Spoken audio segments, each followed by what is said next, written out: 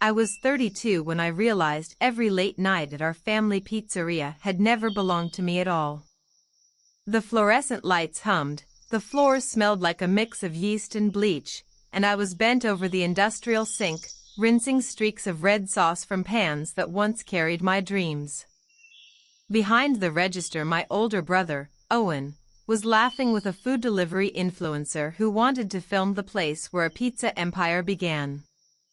I could almost feel the spotlight's heat even from the dish pit, but it never landed on me. Not since Owen took the dough recipe I had guarded like a heartbeat and rebranded it as Owen's Original.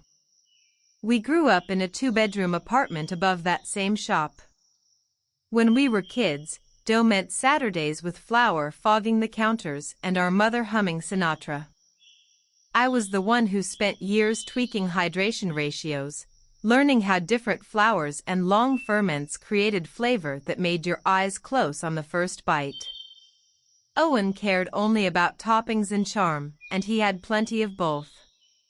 The summer after college, while I perfected a 24-hour cold ferment, Owen pitched investors a new fast casual concept. He vanished to the city for 6 months and returned flashing a contract. It named him sole founder of Owen's Original. My recipe, he said, would feed millions. He promised royalties. I never saw a cent. So there I stood a decade later, hands pruned from hot water, watching him grin for cameras under the glow of our flickering open sign. The influencer asked him, "Who inspired your recipe?" Owen smiled a politician's smile and answered, "Family." That was the night I decided to serve him the last slice. Dough and silence. For 3 straight weeks I arrived before dawn to test ghost pepper oil. 1 teaspoon could blister your tongue, 2 teaspoons might land you in the emergency room. I diluted the oil into a harmless-looking tomato confit, a bright crimson trap. Every evening I waited for the right moment. Owen often finished his on-camera shtick by devouring the final slice of whatever pie he was showcasing. He called it the victory bite. I called it destiny. On Christmas Eve the shop buzzed with families ordering takeout after church. Owen announced a live stream, "Watch me eat the spiciest Christmas special." He waved his phone around the kitchen until viewers spiked. I stretched a fresh dough, spread sauce, and sprinkled cheese. Before sliding it into the deck oven, I brushed a thick stripe of ghost pepper confit along one slice only, 12 o'clock to 2 o'clock on the circle. I baked it, sliced it, and rotated the pan so the marked piece lay at Owen's preferred position for his victory bite. Steam curled upward like a secret when I set the pie on its tray. The store lights reflected off the cheese bubbles.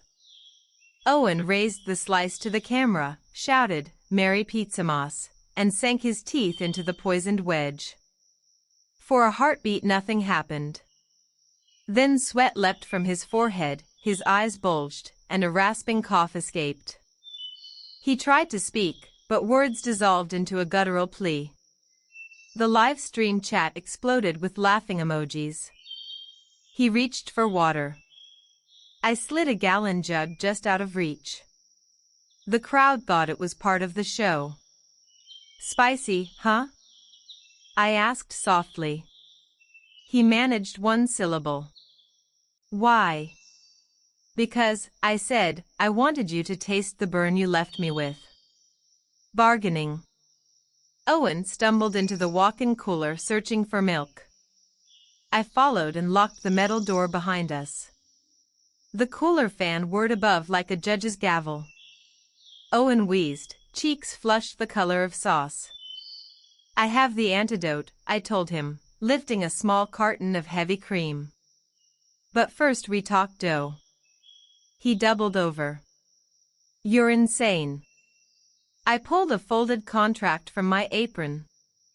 It awarded me co-founder status, back pay, and equal voting rights. "Sign," I said, "or keep burning."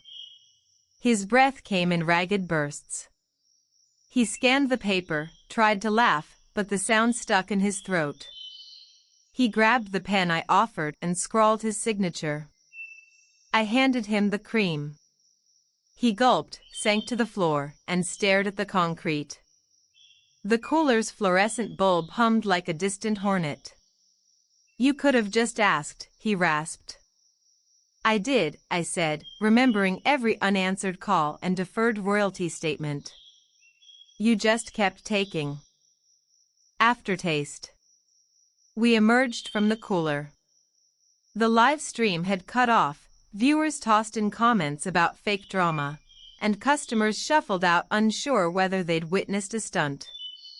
Owen's eyes were still watery, but he forced a grin for those remaining. "Limited edition heat," he croaked. "Free samples next week." He could spin anything. I washed the confit pot in silence, the water now lukewarm. For the first time in years, the weight in my chest felt lighter. Yet something unexpected pooled beneath that relief, a sting of pity. Owen learned pain tonight, but I tasted bitterness in my own triumph.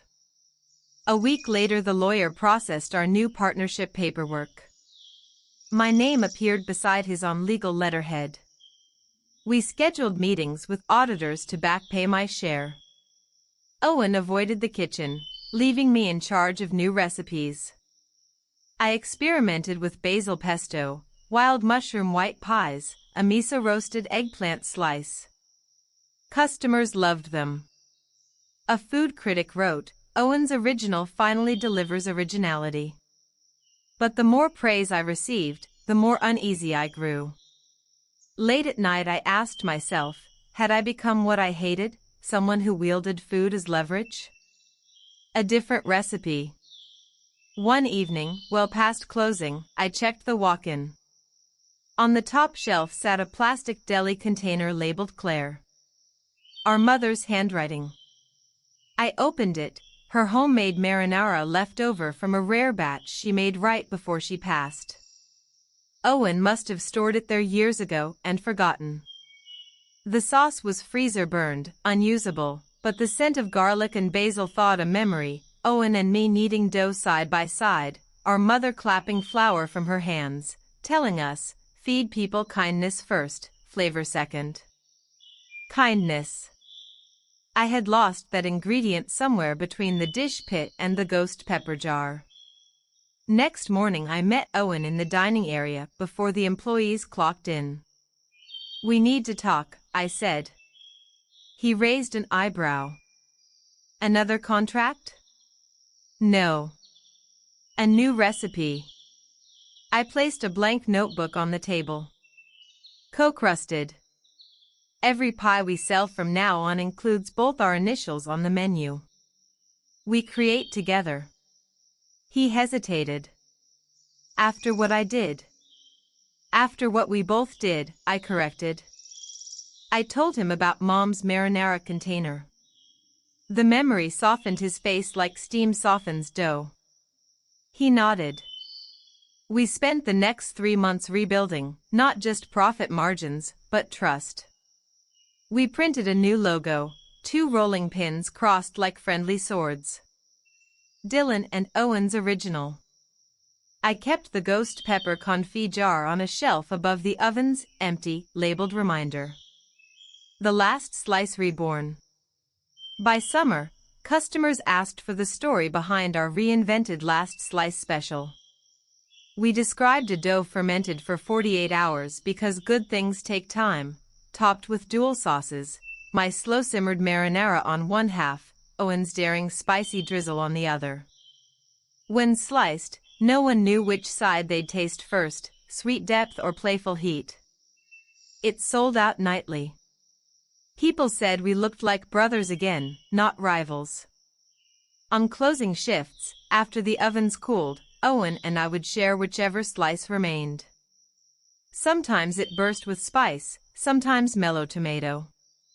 Either way, we ate it in silence, listening to the hum of refrigerators and distant traffic. The quiet felt nothing like before. It was full, rested, warm. One night, long after the staff left, Owen slid the final piece toward me.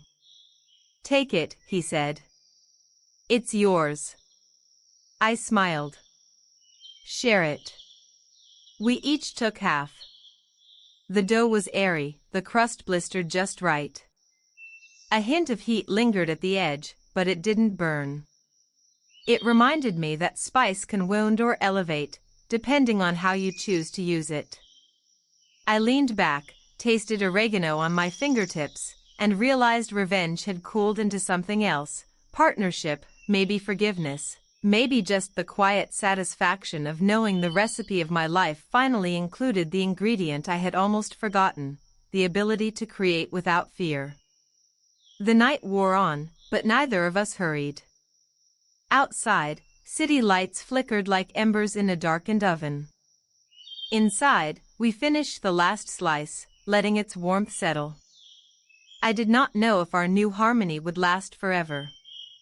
Family dough can rise or collapse with a shift in temperature. Yet in that moment, sitting across from the brother who once stole everything, I felt the dough of our shared future proofing again, slow, patient, ready to feed whoever was willing to taste both sweetness and heat. And for the first time since childhood, the shop smelled only of promise. New fires in the brick oven. Autumn painted the city in burnt orange, and the smell of roasted squash drifted through farmers' markets. The pizzeria's dine-in tables were now full past closing time. Couples lingered over slices. College kids debated toppings like sommeliers discussed tannins. Every Friday Owen and I unveiled a limited sibling special, alternating which of us chose the key ingredient. One Friday, I presented a rosemary-infused dough with caramelized onion jam. The next week Owen pushed boundaries with charred jalapeno crema and honey drizzle. Instead of stealing credit, we laughed over whose slice sold faster. The staff placed bets in tip jars, cheering when diners ordered both halves just to compare. A letter in flour dust. Near Thanksgiving, an elderly woman arrived before opening. She carried a weathered envelope addressed simply to the Mercer boys. The name said "Shivers up my arms." Mercer was our mother's maiden name. "I found this in my late husband's cookbook collection," she said. "He was your mother's culinary school classmate." Inside lay a handwritten recipe titled "3-Day Friendship Dough." In the margin, a note: "For Dylan and Owen, share every slice." The handwriting was undeniably Mom's. Tears welled in Owen's eyes. My throat tightened around gratitude I'd thought was lost. We tested the dough that weekend: a slow starter on day 1, patient knead on day 2, cold proof on day 3. The crust emerged blistered and airy, tasting faintly of nostalgia. We named it Mom's Reunion Pie. Customers queued down the block. Even food critics wrote that the slice tastes like forgiveness baked in yeast. When rivalry knocks again. Success attracts sharks. A national pizza chain offered to buy our concept, promising 50 franchises in 2 years. The figure dazzled, but strings tangled beneath: strict ingredient contracts, mandatory frozen dough, a clause removing our names from the logo. Owen's eyes lit up, old ambition flickering. My stomach clenched at the thought of shipping soulless crusts across state lines. The boardroom grew tense. The suit-clad representative slid the contract forward, pen gleaming. I spoke first: "Show us your dough specs."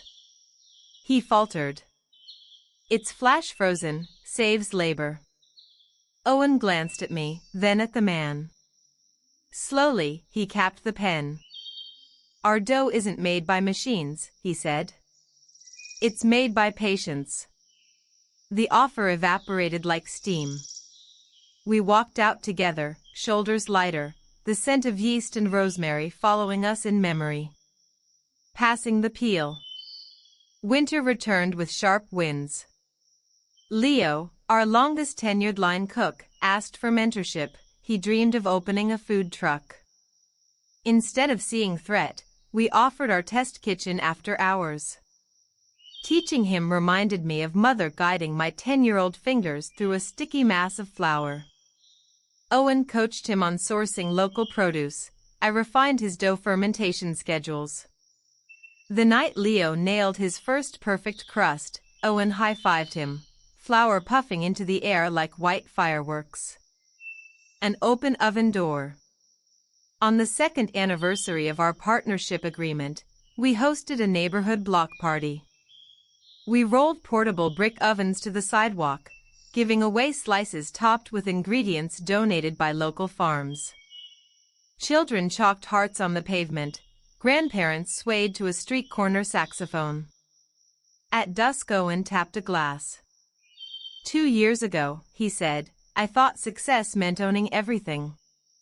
He paused, eyes moist. Now I know success is sharing what we make. The crowd cheered. I raised my slice, a blend of sweet basil, lemon zest, and just a kiss of ghost pepper. The burn no longer tasted of revenge, it tasted of balance. Still proofing. Some nights the old competitiveness resurfaces, a harmless debate over garlic levels, a playful wager on sauce ratios. But the ledger on the office wall tells the truest story. Every profit split down the middle, every donation logged in both our names. I still keep the empty ghost pepper jar on the shelf.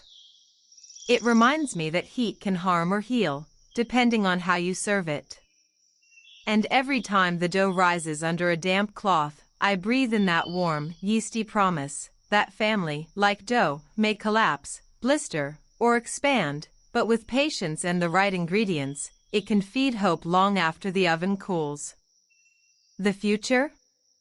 It waits like uncooked dough, soft, unpredictable, ready to be shaped. But tonight the shop lights dim, Owen locks the front door, and I wipe flour from my hands.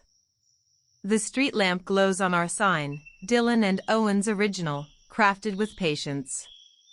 Inside, the oven's cool, but the memory of one slice, sweet, spicy, forgiven, still lingers on my tongue, promising that tomorrow's batch will rise higher than the last and that, this time, every bite will be ours to share.